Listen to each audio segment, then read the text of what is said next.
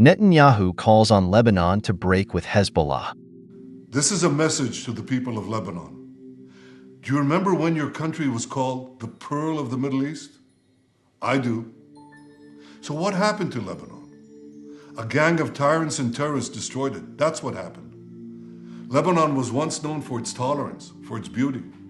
Today, it's a place of chaos, a place of war. Israel withdrew from Lebanon 25 years ago. But the country that actually conquered Lebanon is not Israel, it's Iran. Iran, which finances and arms Hezbollah to serve Iran's interests at Lebanon's expense. Hezbollah has turned Lebanon into a stockpile of ammunition and weapons and a forward Iranian military base.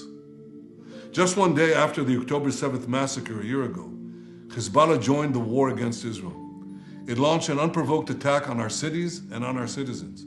It has since fired over 8,000 missiles at Israel, killing civilians without distinctions, Jews, Christians, Muslims, and Druze. Israel has decided to put an end to this. We've decided to do whatever is necessary to return our people safely to their homes. Israel has a right to defend itself. Israel also has a right to win, and Israel will win. We've degraded Hezbollah's capabilities. We took out thousands of terrorists, including Nasrallah himself, and Nasrallah's replacement, and the replacement of his replacement. Today, Hezbollah is weaker than it's been for many, many years. Now you, the Lebanese people, you stand at a significant crossroads. It is your choice. You can now take back your country. You can return it to a path of peace and prosperity. If you don't, Hezbollah will continue to try to fight Israel from densely populated areas at your expense. It doesn't care if Lebanon is dragged into a wider war. Christians, Druze, Muslims, Sunnis, and Shiites, all of you are suffering because of Hezbollah's futile war against Israel. Today I ask every mother and every father in Lebanon a simple question. Is it worth it? Because it doesn't have to be that way. I know you want a better future for your children. So I'm speaking to all of you today. There is a better way for your children, for your cities, for your villages, for your country. You deserve to restore Lebanon to its days of tranquility. You deserve a Lebanon that is different. One country, one flag, one people. Don't let these terrorists destroy your future any more than they've already done. Stand up and take your country back. You have an opportunity that hasn't existed in decades. An opportunity to take care of the future of your children and grandchildren. You have an opportunity to save Lebanon before it falls into the abyss of a long war that will lead to destruction and suffering like we see in Gaza. It doesn't have to be that way. Each of you can take a step for your future, even a small step. You can make a difference.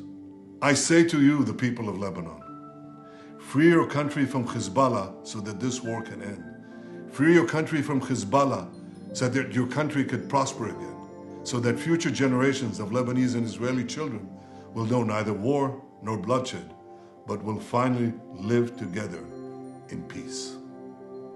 A Hezbollah deputy leader, one of the last surviving members of its top echelon, denied its military capabilities were diminished and said it was itching for clashes with Israeli troops in Lebanon.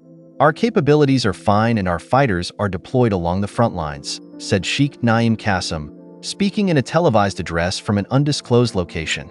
Leaders killed had been replaced, he said. We have no vacant posts. But Qassem, meanwhile, also started discussing the possibility of negotiations. He said they supported efforts by Lebanon's speaker, Nabi Berri, toward beginning ceasefire talks.